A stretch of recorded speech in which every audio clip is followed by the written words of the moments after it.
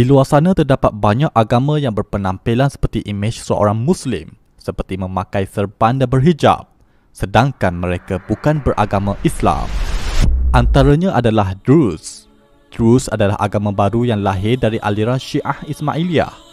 Mereka mendakwa Khalifah Fatimiyah di Mesir iaitu Al-Hakim bi Amrullah adalah Allah dalam penjelmaan yakni tajalli dalam bentuk manusia. Agama ini telah mengadun kepercayaan falsafah Yunani, Hindu dan Buddha dengan kepercayaan Syiah Ismailiyah. Pemakaian mereka ini adalah kerana pengaruh budaya dan masyarakat di Timur Tengah. Agama Saba'in Mandain. Saba'in Mandainism adalah agama yang lahir di Iraq, sekitar pesisiran sungai Efrat dan Tigris. Mereka menganggap Nabi Yahya atau John the Baptist adalah Nabi utama di sisi ajaran mereka. Mereka menjadikan ritual pembaptisan di sungai sebagai ibadat utama di sisi mereka.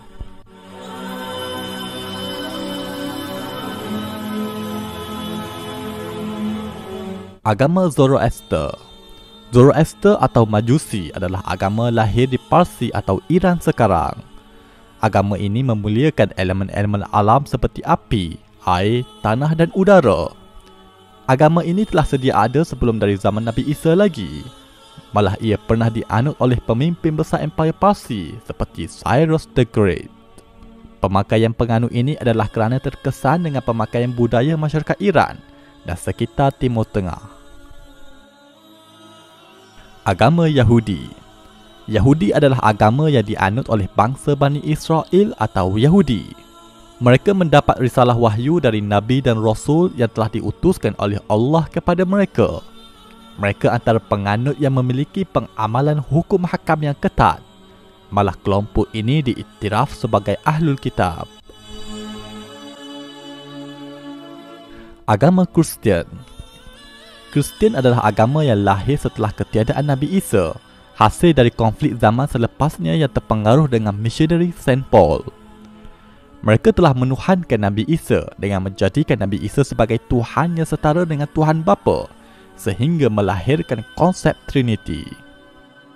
Sebahagian mereka masih mengekalkan pemakaian tradisi masyarakat awal di Timur Tengah, iaitu sekitar Jerusalem, yang sinonim dengan pemakaian menutup kepala.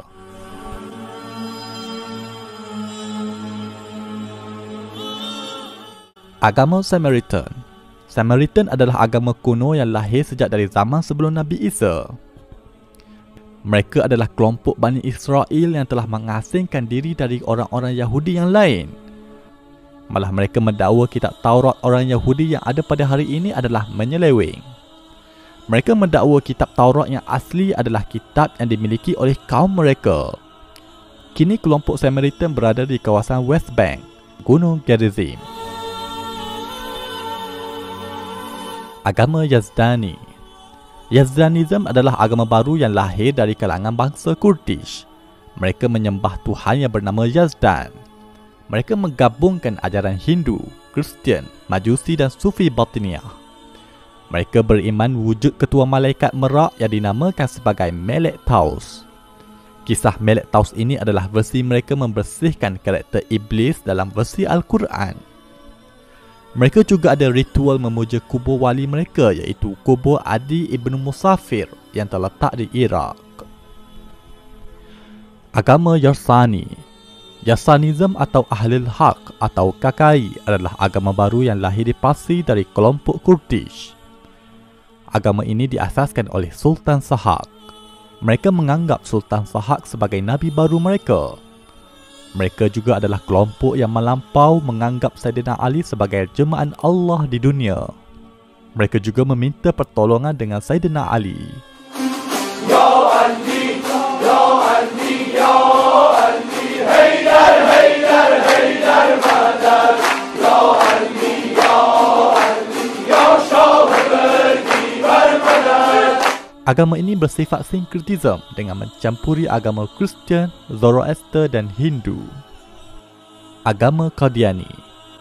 Agama Qadiani atau gerakan Ahmadiyah Qadiani adalah agama baru yang lahir di India pada abad ke-18. Mirza Ghulam Ahmad adalah pengasas gerakan ini. Dia telah mendakwa dirinya sebagai Rasul baru, Imam Mahdi dan Nabi Isa yang akan turun di akhir zaman. Qadiani juga telah mengubah beberapa syariat dalam Islam dan memiliki komuniti eksklusif di kalangan mereka. Agama Bahai. Bahai adalah agama baru yang lahir di Iran oleh tokoh mereka yang berdakwa sebagai Rasul, iaitu Sayyid Ali Muhammad Shirazi dan Mirza Hussein Ali. Mereka semua adalah lahir dari keluarga Syiah Imamiyah di Parsi dan akhirnya membawa ajaran baru versi mereka tersendiri. Pemakaian tokoh-tokoh terawal mereka menyerupai pemakaian Muslim di sekitar Timur Tengah. Ini kerana agama ini mula berkembang di Timur Tengah. Agama Sikh. Sikhism adalah agama muda yang lahir di negara India. Wujudnya agama Sikh ini juga hasil dari konflik antara agama Islam dan Hindu di India. Lalu wujud unsur Hindu dan Islam yang begitu jelas di dalam kitab suci agama Sikh itu sendiri. Mereka mewajibkan lelaki dan wanita memakai turban dan menutup kepala mereka. Selain itu, masih banyak lagi pemakaian keagamaan yang muncul terutama bagi gerakan agama baru hasil dari pecahan dari Kristian dan Islam. Nantikan pendedahan di dalam buku 60 agama baru di Malaysia yang mendedahkan bagaimana gerakan agama baru dari luar negara berjaya melebarkan pengaruh ajaran mereka ke dalam negara ini. Bagi umat Islam, situasi ini mengingatkan kita kepada sebuah hadis yang disabdakan oleh Nabi SAW yang bermaksud, tidak akan terjadi kiamat sehinggalah dibangkitkan dajjal-dajjal yang menipu yang mana jumlah mereka lebih kurang 30 orang. Setiap daripada mereka mendakwa bahawa dialah utusan Allah. Hadis riwayat Al-Bukhari.